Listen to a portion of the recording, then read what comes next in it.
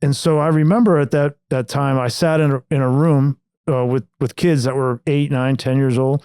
And we sat in a circle, and we're going around the circle to talk about you say who died, how they died, and your relationship and how old they were. And I remember that was the first time I said, my name's Brian. My mom, Judi, died of breast cancer when I was 12. That I started to actually go through the grieving process. And I went through it with a group of 10-year-old kids. And man, I'll never forget that. And making meaning of a loss is such an important part of it. And starting Judi's House was me making meaning of something that didn't make sense to me.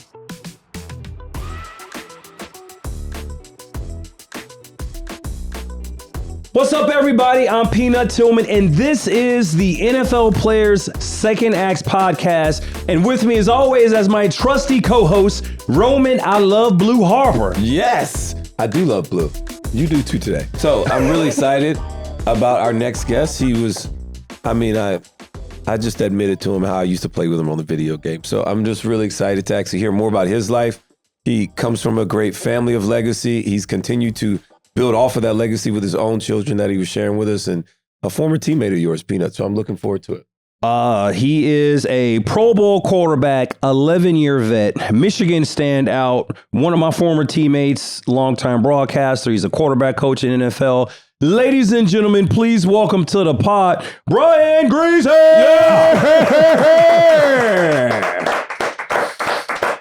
I love it. You got the gallery clapping too. Come on. Oh, it's awesome.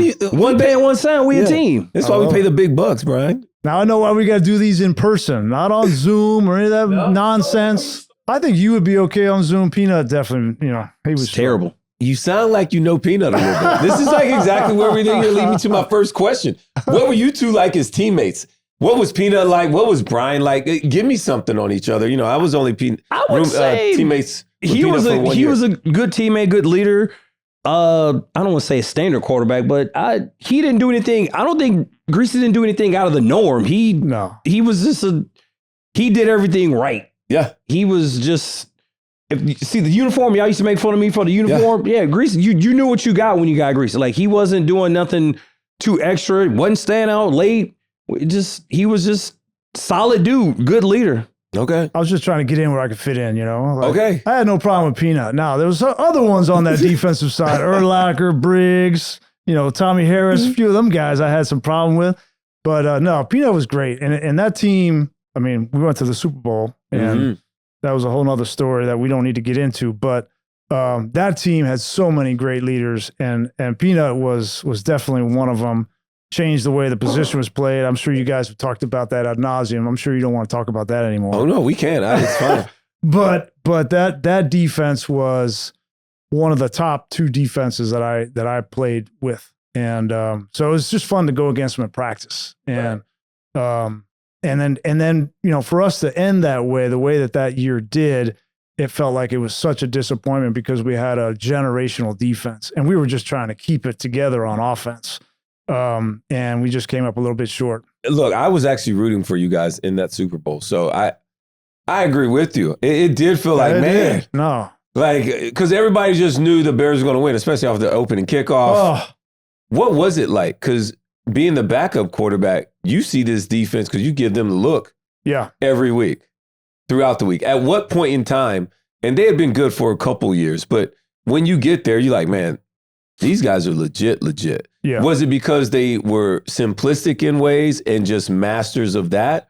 Or what do you think made that defense so special besides just individual talent? The scheme was not complicated, right? It was newish, but not everybody ran it, but it's very simple, the scheme. And so here I am, I come in, I've been playing in the league for a while. And so my job is to pressure test the scheme and try to get the ball to where I know that there are potential weaknesses in the defense. And so I'm constantly in practice trying to do that. And I knew all about Urlacher and this and that, former safety, and how tall he was. But then when you see him on the field as a quarterback and you're trying to hit that hole beyond him, over him, and you think, okay, well, if he opens one way, I'll be able to hit the hole going the other way, right? Because if you try to hit the hole to the side he opens, you got no shot. But If I go behind him, he has to flip his hips and still cover that. I think I could do that. It was pretty early on. I figured there was no way you're getting that ball over him. And that's what allowed Mike Brown and safeties to play so wide, took pressure off of Peanut and Vasher out there. And so now they could be in more run support. I mean, it just made sense. The scheme and the strategy made sense. But then again, so now you got Urlacher running down the middle of the field. So the weakness of that defense is now underneath your two remaining linebackers, right? But nobody gave Briggs his due because Briggs was one of the best weak side linebackers I've ever seen. He reminds me a lot of Dre Greenlaw playing now that could run and hit, instinctive, change direction. And so Briggs covered up a lot underneath. And that coupled with the defensive line, I mean, it was a really tough unit. I was always just so impressed when you're the weak side linebacker, right? For those that don't know, the will, weak side, and it's kind of away from the nickel or where a lot of the pass strength is, but the ability to read the quarterback, backside, quarterback's looking left, he's usually to the right, and he is ready to go and hunt for this to the check down. And these guys made so many plays like this. Cheat technique. And I just, like you said, I'm like, it wasn't like they didn't kill you with like scheme. They literally beat you by how dynamic they were at just being great at the little things every single play. The discipline. Yeah. That's who you were. So appreciate that. I just wanted a little bit of insight on what made them so hard. You got to see them on a day-to-day basis. Yeah, no, you look at some of the best defenses throughout history, the schemes aren't really difficult, right? Yeah. I mean, the Baltimore Ravens, they didn't have a very difficult scheme. They just want to play man-to-man and come up and beat you up front, right? Like the Niners, we had a really good defense. They played cover 3 all the time. All the time. You know, and so it wasn't like, now, some defenses can get away with, trick them like Minnesota. All the guys up at the line of scrimmage, are they coming or are they bailing out? But to be really good at that takes time. So you need like the Harrison Smiths that have been around for 10 years. Yep. Knows how to show body language. Yeah, man. And I'm studying as a quarterback coach, trying to figure out where are the tells, where's the lemon, and I can't find them, But then you start going, all right, who are the younger guys in the system? And you try to pick them out. Is it right foot up or left foot out when they're coming? Like little things like that. So, but the really good defenses don't need to trick you. Yeah. You and your pops, both Big Teners. You're a Michigan guy. He's a Purdue guy. Is there a rivalry? Is there bad blood? How does that go? How does that work? No bad blood because Purdue's not real good. No. I could have answered you that one. No. Now, so I don't typically call him when Michigan plays Purdue. Right, no, I don't do that. But now he calls me when Purdue basketball plays Michigan basketball. So when it comes to basketball, I'll get a phone call. Let's be honest. His dad, Bob Griese, doesn't have to talk trash, all right? Because Purdue is tied for the most Super Bowl quarterbacks in NFL history. So they do have that over Michigan, which Michigan has more, but that's because Tom Brady carries you guys in that category. I mean, I've been to 2 Super Bowls. I didn't play in either one of them, but I've been to 2 of them. That is true. But, your dad, so Purdue's tied with the most Super Bowl quarterbacks that have won Super Bowls. Them? Yes, I can. Oh, wow. I can't. I mean, if you're ready. You can name one. You got to be able to name one. I just gave you one. Well, Tom, go. No. That's Michigan. Purdue. Oh, Purdue. Drew. Yeah, very good. Drew Brees. That's easy. Bob Griese. And the last one, Kansas City's finest, Len Dawson. There you go. So, I wouldn't have got the last one. Yeah. So, I do a little bit here. I like it. But Drew Brees would always tell me that stat. So that's how I really know. He's the one that's told me that stat. It's okay. He would always brag about that. That was his thing. But now they're tied with Alabama. So you're good. What was it like winning a national championship in your last year in Michigan? And then going from winning a national championship to a Super Bowl winning season in Denver behind John Elway as a rookie. Was winning just, winning's a habit at this point. Well, and I know you probably didn't appreciate it. There's no way you appreciated it. No. I mean, so back then in college, we only played 12 games, and so we were 12-0. And then I go to the Broncos. I was drafted in the 3rd round. I was like the 4th heir apparent to John. They had drafted three other guys that didn't pan out. And now it's, okay, you're the next one. And so when I walk in the building, John looks at me like, okay, you're the next heir apparent, right? In air quotes. And it's hard. It's hard trying to step into those shoes. Oh, yeah. Of course. I needed that first year just to kind of get my bearings. But we did go 13-0 to start. So I had been 25 games without losing. And the game we lost was against the Giants. We went up to New York and we played the Giants, and we lost on a Hail Mary at the end. And but it was like, I don't think we're going to lose again. And I don't remember what that felt like. And it was pretty cool. But man, learning under John for that season as a rookie and just watching how he operated the relationships, how he built the relationships throughout the team and the organization and the community was invaluable.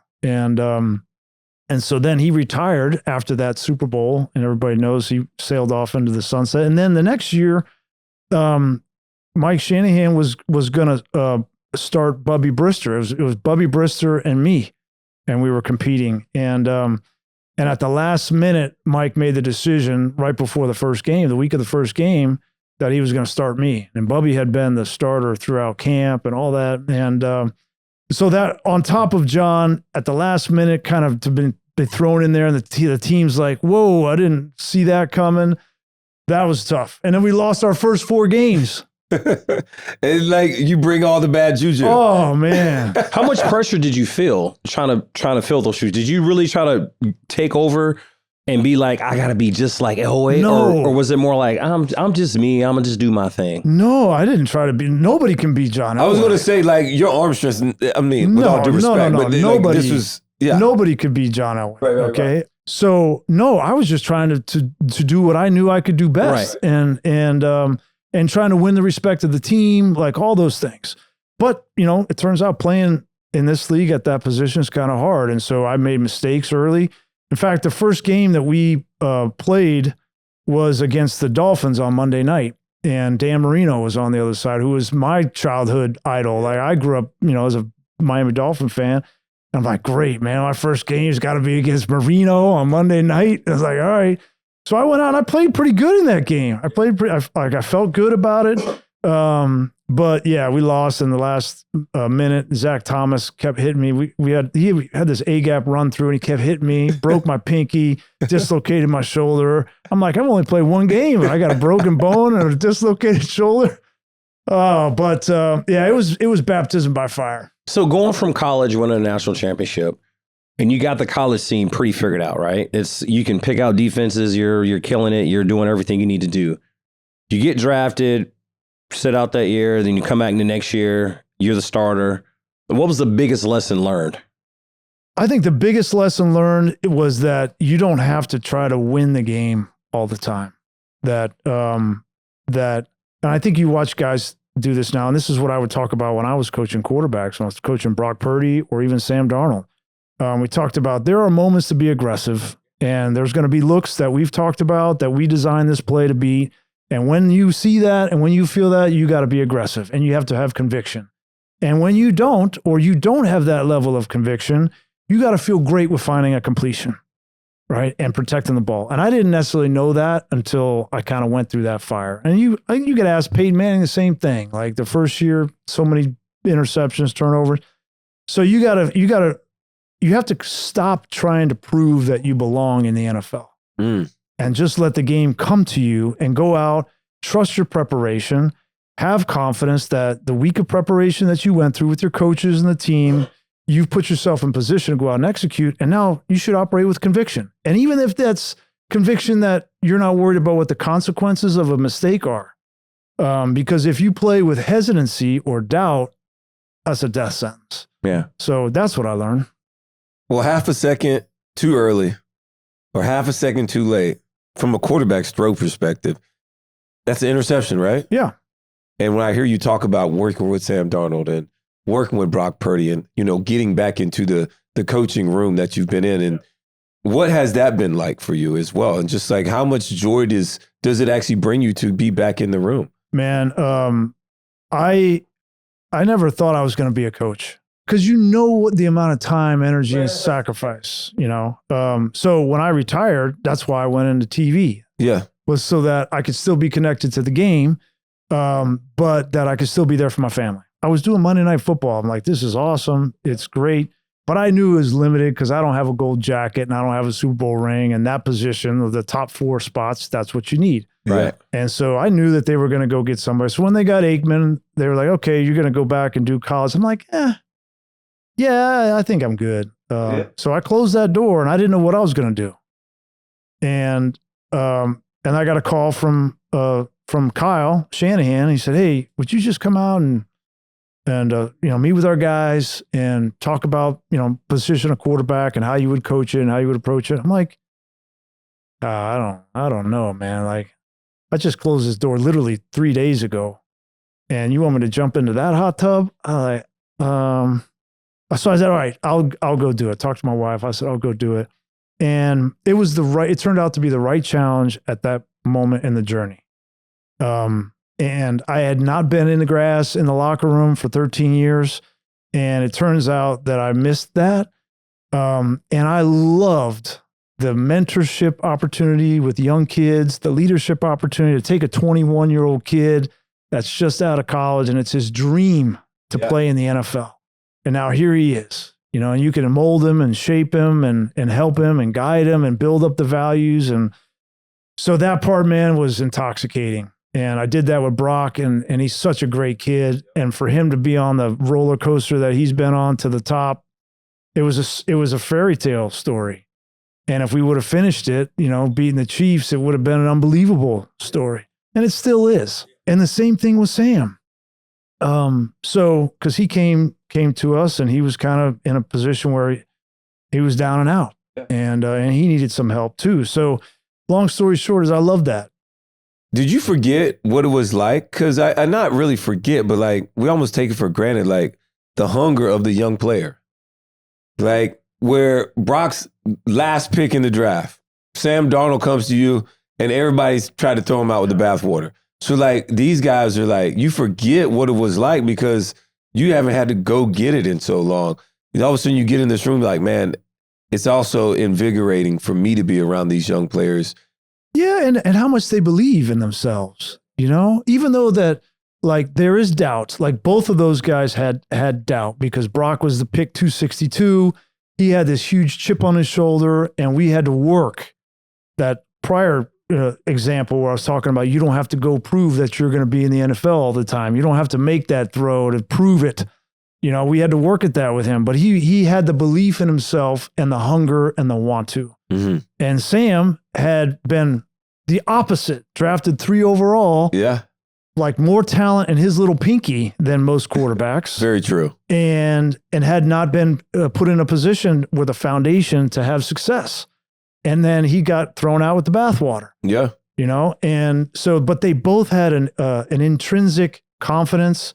And I remember talking to Sam, and the thing that really sold me on Sam as a free agent coming was he said, I kind of like who I am. And I was like, dude, I like who you are too. And all that stuff that's happened on the field, we can deal with that. But if you don't like yourself and you're not confident in yourself, you're never going to be a successful athlete. And so you just told me that I can work with you, and that was really cool. So that part of it I miss in coaching. Well, shout out. Mac Jones did a pretty good job too. Yeah. How frustrating is it for you to watch first round draft pick quarterbacks come into the game and teams throw them right into the starting role position? How frustrating is that for you as a quarterback coach when some quarterbacks need a little bit more development and they just need maybe a year, maybe 2 years to sit behind a really good quarterback to learn the game? Yeah, I think every situation is unique. There's not many quarterbacks that can function just coming in their first year and playing well. Mm-hmm. I think that there are some that can do that. Like Drake May is an example. I think that Fernando Mendoza coming out this year might be another example of that. He's old enough too. He's been in 4 years already. Well, 5 years. Yeah. Guys that have played a lot in college. Brock played 5 years Yeah. at Iowa State. Now, we had Trey Lance and we had Jimmy Garoppolo, and both those guys got hurt. But Brock came in the middle of the season Yep. and played the rest of the season and went to the NFC Championship game. Did pretty good. So, I think every situation is different. It's unique. I think that there are more quarterbacks that are drafted in the first round that go to franchises that don't have the structure and stability for them to succeed. And whether that's coaching or whether that's player, whether that's general management, like there's so much of that has to be in place for quarterbacks to have success. It can't just be, here's a big time. Here's Josh Allen. Just roll him out there with anybody and he'll have success. That's not how it works. So, I do get frustrated by quarterbacks that are labeled because of the way that franchises, let them down. And that was the case with Sam. He never had a chance in New York. And I know that for a fact because I've asked him about how was he coached there and what was the system and what was the ability for him to get in and out of plays and get to the right play when he saw it. That happens quite a bit.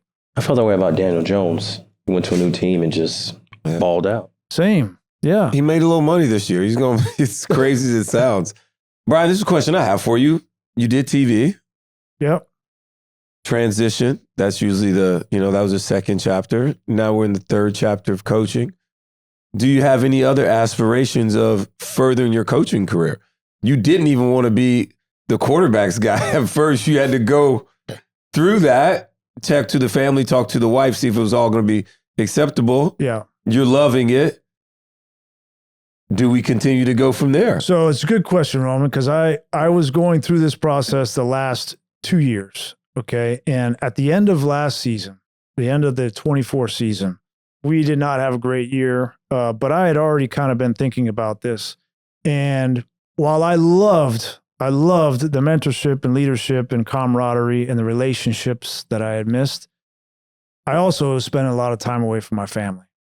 And so I made the decision to step away from coaching at the end of the 24 season. So I didn't coach this last year. And so I've had a year to kind of step back and catch my breath and spend time with my family. And what I found out pretty soon after I made that decision was that there are so many relationships that we have as NFL players and athletes. There's so many relationships that we have that we don't have time to tend to or invest in. True. And I felt that. And I felt like anybody who's going to have a relationship with Brian Griese had to make the sacrifice. Right. And I didn't feel that was right. And I didn't feel good about that. And that included my family. And so at the end of that year, I told Kyle, I said, listen, I told you I'd give you 3 years. I gave you 3 years. And I think I'm going to step back. Because I was interviewing for offensive coordinator position. Right. They wanted me to interview for the head job with the Jets. I'm like, I'm good there. So I was like, I'm gonna step back. And I said, when I step back, I'm gonna reinvest in those relationships and give myself space to see what comes next. And it was at a point in time where I didn't feel great about what was happening in the country and the direction we were going, the divisions that were happening in the country. And I wanted to do something about that. I wanted to feel like when I woke up every day, I was modeling for my kids. When you don't agree with something, you don't like something, don't bitch about it, do something about it. Yeah. And I needed to create the space to do that. And so that's why I stepped back. Well, what have you created? So first and foremost, I reinvested in those relationships. Nice. Which was most important. And I would encourage any of us that are, retired NFL players to do that, right? And to understand the sacrifices that people have made to be in a relationship with us and to pay that back. So I started to think about the ways that I could contribute. And I was an environmental policy major when I was in college. Whoa. Environmental policy major. As a freshman, you was just like, this is what I want to do. No. Okay. Where did that come from? How did that start? First of all, what is that? Start there. Then you can tell me that part next. So I was a walk-on. I wasn't, highly recruited. I don't think I realized that I was a walk-on. So I was trying to come to Stanford. I was either going to go to Stanford or Michigan. And I wanted to go to Stanford because Bill Walsh was the coach, and I was like, man, that would be cool to play for Bill Walsh. So I came out here, went to the quarterback camp, and I thought I was going to, be able to get a scholarship. I didn't get the scholarship. And Michigan had already signed a scholarship quarterback, and so they didn't have another scholarship to give. So I was like, well, listen, I want to go to one of these two schools for the education. And if I'm good enough to earn a scholarship, then I'll earn one. And if I'm not good enough, I shouldn't have got one in the first place. And that was the attitude I took. And so I walked on to Michigan. And I was 6 on the depth chart. That's crazy. Yeah, I was 6 on the depth chart. And just, I fought my way through, and developed the grit and determination. Now, I thought that I could work my way up. I didn't realize that every year there were going to be guys coming up behind me. Right. Tom Brady came 2 years after that. So anyway, long story short is I was interested in political science, and I started to think about the ways that we could impact what we all share, which is this earth, and ways that I could make it more sustainable. Yeah. And I was really interested in the policy aspects of that. And so fast forward to now, I finally have a chance to do something. And so I'm actually going to be a fellow in the fall at Stanford in a program in energy. And I'm going to be studying in particular geothermal energy and more renewable energy sources so that we can build systems, in particular district energy systems in different cities around the country that are sustainable, that are more efficient, they're more cost effective, and they're better for all of our health. Like, makes sense, those three things. And I'm really interested in the intersection between sports and sustainability. So, yeah, man, that's what I'm doing. Well, you made it to Stanford anyways. At the end of the day, I didn't you think made about that. I didn't think about that. Wasn't there something about the 49ers locker room? There's like a rumor that both teams weren't using the 49ers facility because of radiation or some... There's an electrical power plant right next to it. Right. So I don't know the science of... I don't know the science either, but I know there was some talk on social media. Well, our resident PhD, Kyle Juszczyk, from Harvard, he had a lot of theories about... Oh, did he? Oh, yeah, a lot of theories. Soft tissue injuries and Well, maybe that's where it started from. Because a lot of people got started on the inside for this. Because a lot of people got injured. So you had Fred, you had a couple other guys. So everybody was like, well, maybe it's the soft tissue. So teams weren't using their facilities. So I was just like, oh, okay, well that's...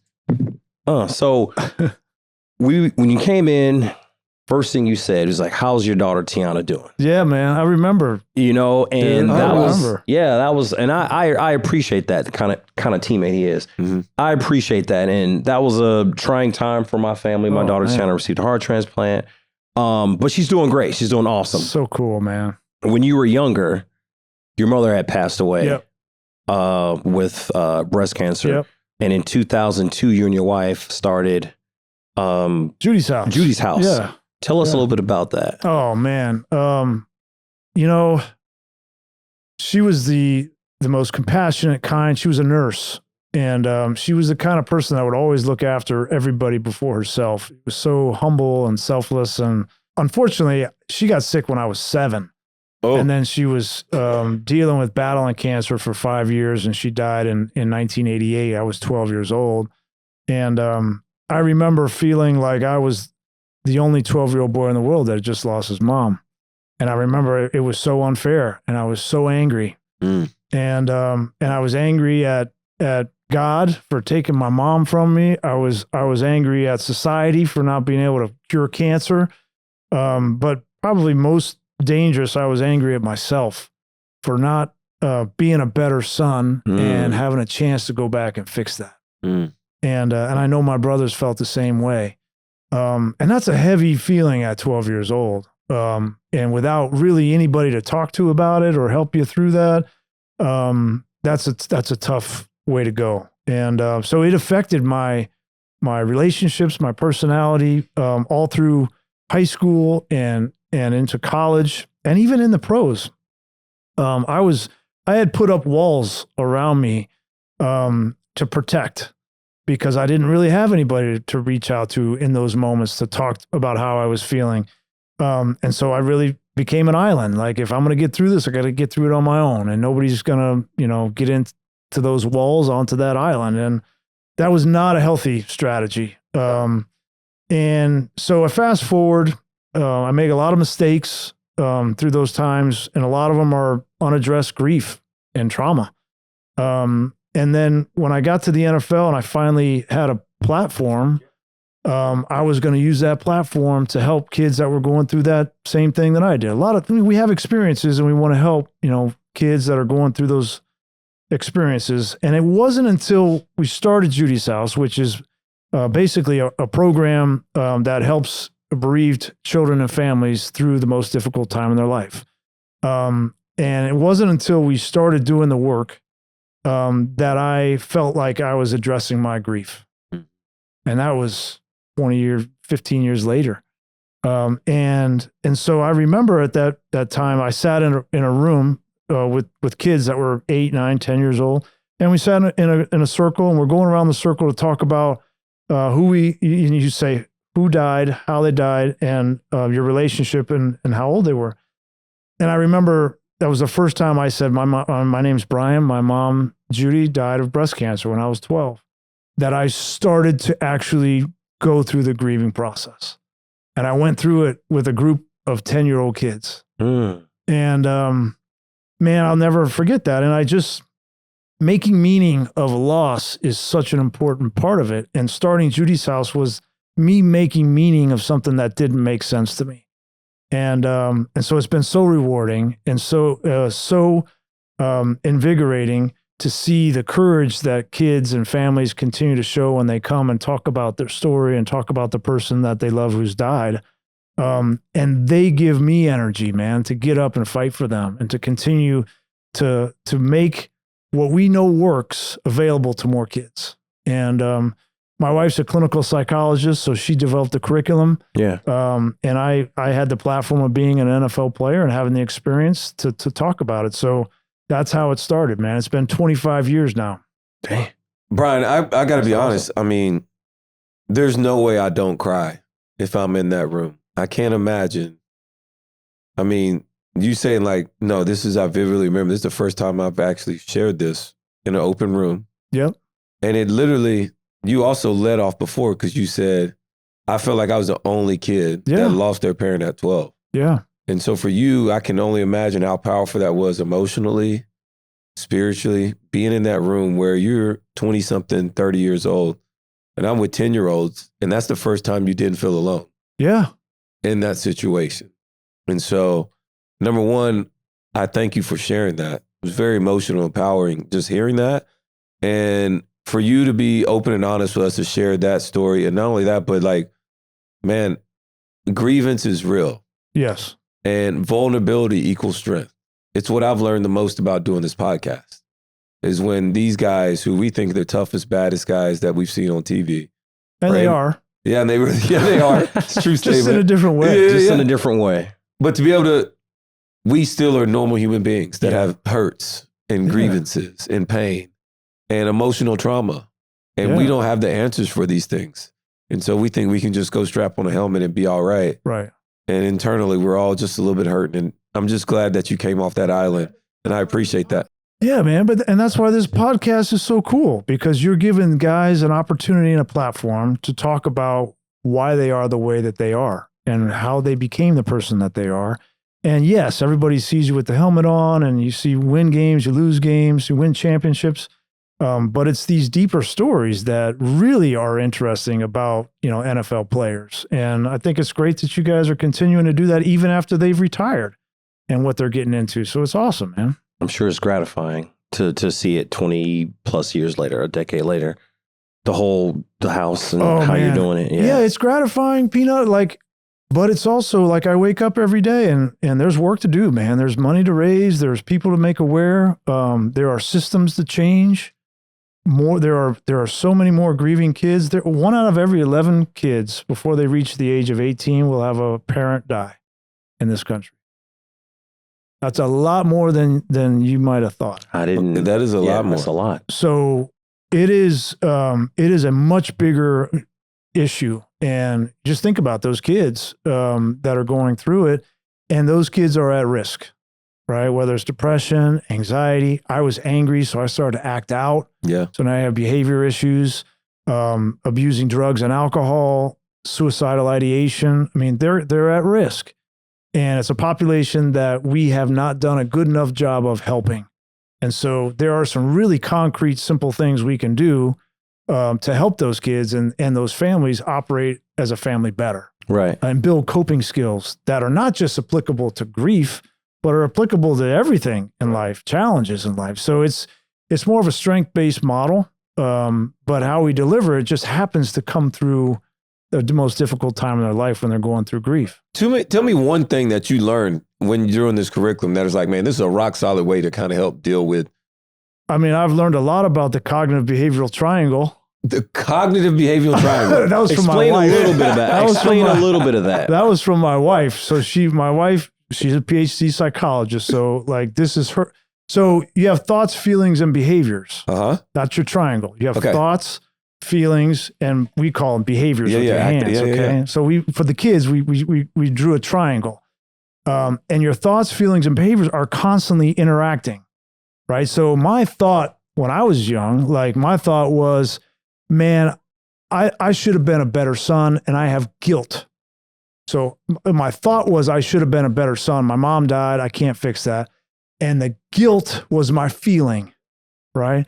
And so my behavior was that I would act out because I was angry. So those things are constantly interacting, okay? And we work with the kids in the group to say, okay, what are some thoughts we had this week? What are some behaviors we had this week? And what are some feelings? And we'll go around the room and they'll audibilize those. So Roman, you might say that you were angry this week, right? And I'm sitting over here like, man, I was too. So automatically now I'm not alone. Yeah. We're together. Yeah. I didn't even say anything. Okay. I just saw the room. And Peanut might say that he felt like it was his fault that his mom died because she died in a car accident driving him to school. And if he wasn't going to school, she would be alive. Very concrete. Yeah. And that's a normal thought that a 10-year-old would have, right? And so we would normalize those thoughts, feelings, and behaviors. And then the secret is we help build the coping skills to manage the interaction between those three. And that's all it is. Yeah. And we have all kinds of different ways to teach those coping skills or enter into them. And that's the beauty and the simplicity of the program.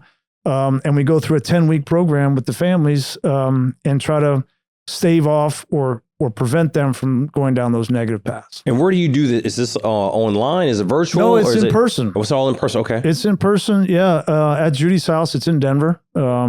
We actually, we built a new facility back in 2021. And we've served over 16,000 individuals since we started it. And we've invested quite a bit because I think that this should be available to whoever wants to access it. Right. And so just because it's in Denver and that location doesn't mean that, somebody in Lafayette, Louisiana can't or shouldn't access it. So the next step is how do we make what we know works available to more people? So technology is a piece of that. Training and dissemination of the curriculum are a big piece of that. So training other clinicians in other areas of the country as to how to provide these services is important. Cognitive behavioral therapy. There it is. No. What's my triangle? That's Thoughts, the cognitive feelings, behavioral triangle. So it's I got it. thoughts, feelings, and I already wrote that down. behaviors. I already wrote that down. I'm all on it. Oh man, I'm sure that's never made the podcast. It did now. It is It did now. We gonna whip some people in shape, baby. I get home tonight or not Thoughts, feelings, and behavior. I mean, it only makes sense. Cognitive behavior triangle. I'll send you a picture, man. So my wife drew this on the back of a napkin. Really? She had this How it idea. started. She had this idea. She drew it on the back of a napkin, and now we use it. It's laminated. It's up in every room. We use it. I'm sure your kids are great at it, right? I actually thought about putting it in the quarterback room, because There you go. This is real though. It's like my dad would always tell me when he coached me, he's like, son, well, we're also playing safety at the boys. Like, you can't be out there thinking. You just got to see it, and you got to go. It's a lot more thinking at quarterback. I need you to think a little bit. I don't need you not thinking. So actually, it doesn't relate. Man. So I need to read this quote from your dad, all right? Okay. Now I want you to tell me how you feel when you hear this about your mom and everything else. He said, "I'm more proud of him for what he's done at Judi's house than anything he did at the University of Michigan, winning a national championship, getting inducted into the Rose Bowl Hall of Fame, and all the success he had in the NFL. But it's because of what you just talked about is what your dad was the most proud of you of." Now you're trying to get me to cry. I mean, it'll get our clicks up. Listen, man, I probably cried more tears on this subject in public than I could possibly fathom. You know, so listen, it was painful, man. It was really painful, and it's still painful to this day. It's always right under the skin. Mm-hmm. Yeah.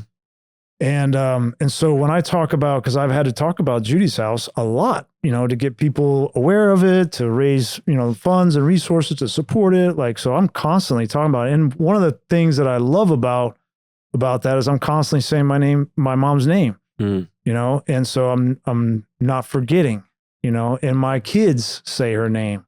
Whereas if we hadn't started this and Judi's house didn't exist, I don't know how many times her name would come out of their mouth. Right. You know, so we celebrate her birthday. We celebrate the day she died. We go to the gravesite in Miami. Yeah, and my dad knows. I guess you guys probably know now. You can see the passion I have for it. And he saw that pretty early on. And when she died, my two older brothers, I have a brother who's 6 years older and 4 years older. They had gone away to college. And so we went from a family of 5 to just my dad and I. And, you know, that's a wake up call, especially for him. He was working, traveling. So a lot of times he's on the road, and then now I'm home alone, you know? So, he saw a lot more of kind of the struggles that I went through. And so for us to get to this point and to be making a difference in kids' lives and making meaning out of a tragedy, and to be on the other side of that is really powerful. And if you think about, at least I think about, each one of those kids that we help is at a fulcrum in their life, or a fork in the path where you can go down the wrong path, or you can go down the right path and do so in a way that you want to create a life of meaning in honor of the person who's died. And you're going to pay it back. And that multiplies and compounds. And that's really powerful. And I feel very fortunate, my wife and I both, to be in a position to influence that in some way. You literally have turned something as tragic as losing as your mother into an opportunity to give back.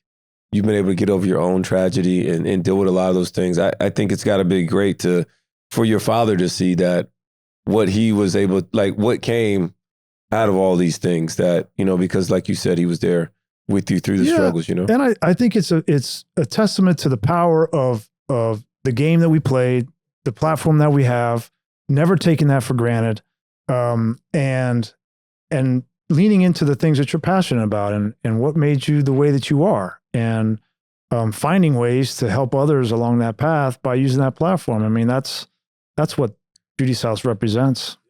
I got one more for you. Yeah. Then you're off the hot seat.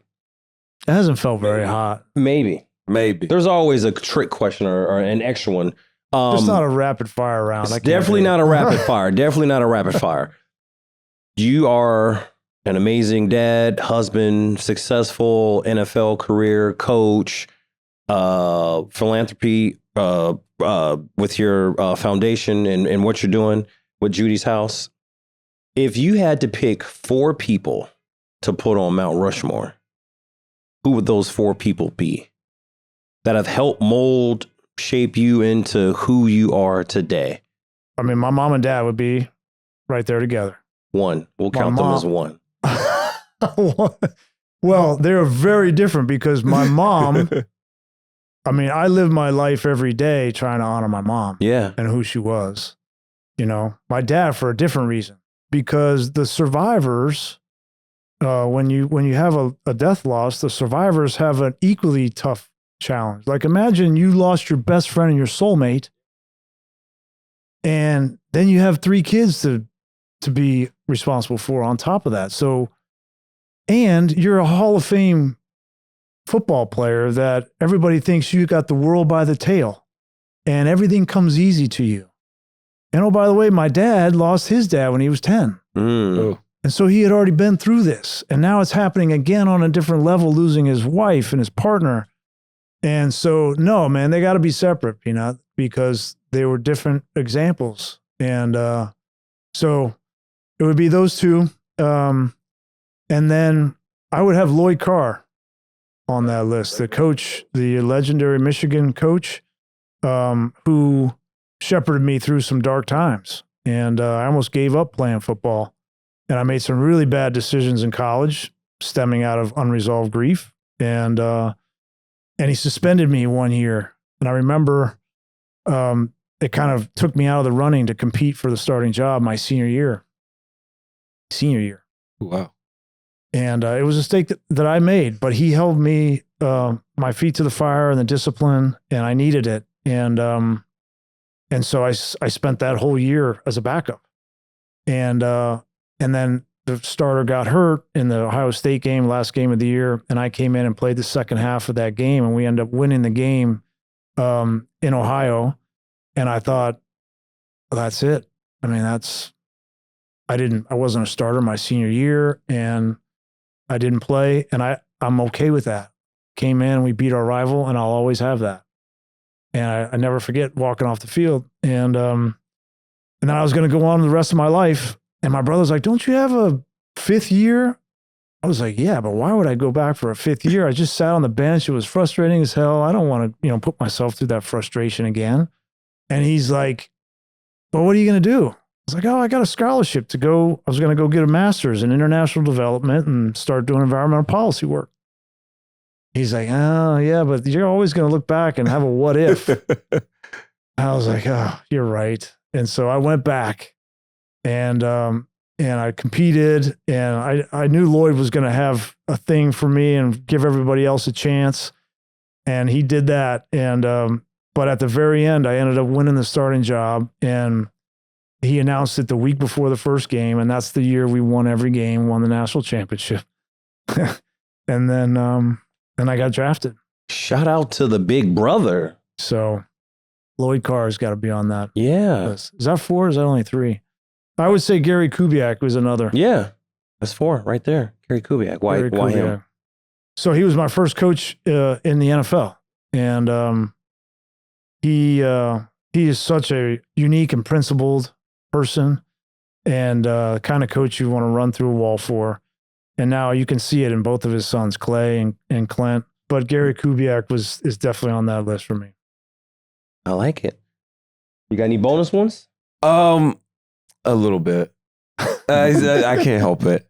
First of all, I got to give you a lot of credit. When I used to create my own quarterback on the video game, I would wear the wristbands, the longer wristbands, because you did it at Michigan. Oh my God. That was when I first noticed it. And so you had a little swag. I give you that. And that's probably the last thing you think of. I did not when have I think any of swag. Brian Griese. I can tell you, Peanut, I had no swag. The other thing I would say is I would like to know, because I didn't know that about your father, losing his father, is that at what point in time did you guys ever get to just sit down and talk about that loss, where he lost his father, what it did to him, maybe you losing your mom, what it did to you guys? Have you guys ever had the opportunity to be able to hash that out or open it up? Because, like my father, he didn't open up and talk about emotions like that. It was a different generation. Yeah. That generation didn't share a whole lot of feelings. Mm-hmm. They don't let you see them cry. Yeah, exactly. So, yeah, no, that was part of why I felt alone. Mm-hmm. I felt like if I cried, it was a sign of weakness. Right. But man, I was crying. And that was normal. Yeah. It turns out it was necessary. Yes. It's normal. You're right. But that generation was just different. They were different. And so Yeah, no, we didn't talk about a whole lot, you know. But my dad's always been a person of action over words, and so I think that's why when you read that quote and of what he said, that's him expressing emotion, love, which he doesn't always know how to do.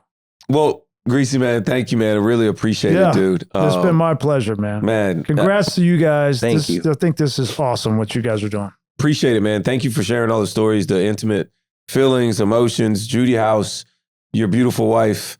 I'm using that triangle. The doctor. I'm gonna send it to you. I appreciate it. I will laminate that thing. I got teenage Use daughters it with the coming kids? up. Oh, it's awesome. Like, hey, before you even leave the room, check it out. You know what I mean? What are you thinking? How them thoughts? Don't get your actions messed up today. You know? We even have a stoplight in the middle. Oh, see? Send me that. I'm laminating that. He's on to something. We're going to get up out of here, man. Thank you guys always, wherever you listen, watch us at, whether it's Apple Podcast, iHeartRadio app. Make sure you subscribe, follow, share, tell a friend to do... What to tell a friend. There we go. And you can also check us out on the NFL's YouTube channel. Peanut, thank you. And get us out of here, guy. I'm Peanut. That's Roman. That is Mr. Griese. And this is the NFL Players Second Acts podcast. And we are out.